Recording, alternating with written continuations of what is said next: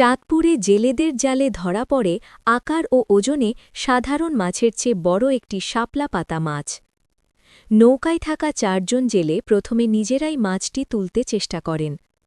ওজন বেশি হওয়ায় এক পর্যায়ে তা সম্ভব না হলে নৌকাটি নদীর পাড়ে ভেড়ানো হয়। পরে আশপাশের আরও জেলেদের সহায়তায় প্রায় ১৫ জনের চেষ্টায় মাছটি নৌকায় তোলা হয়।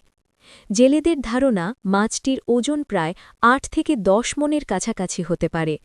তাদের ভাষায় এর আগেও বড় মাছ ধরা পড়েছে, তবে এই আকারের শাপলাপাতা মাছ খুব একটা দেখা যায় না, তাই মাছটি পেয়ে তারা খুশি ও সন্তুষ্ট।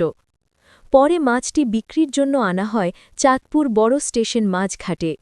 ঘাটে আনার পর স্বাভাবিকভাবেই স্থানীয় ক্রেতা ও সাধারণ মানুষের আগ্রহ তৈরি হয়।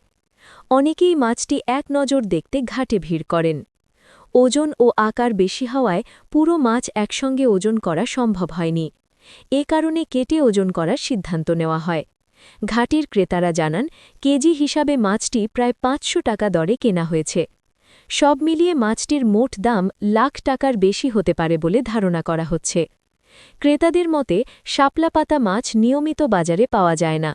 যারা এই মাছের স্বাদ পছন্দ করেন তারাই সাধারণত আগ্রহ দেখান। বিরল হওয়ায় ঝুঁকি নিয়েই মাছটি কেনা হয়েছে বলে জানান তারা। জেলেরা বলছেন, মেঘনা নদীতে বিভিন্ন সময় বড় মাছ ধরা পড়লেও এমন শাপলাপাতা মাছ খুবই কম দেখা যায়। তাদের মতে এটি প্রকৃতির স্বাভাবিক একটি ঘটনা এবং নদীর জীববৈচিত্র্যেরই একটি উদাহরণ।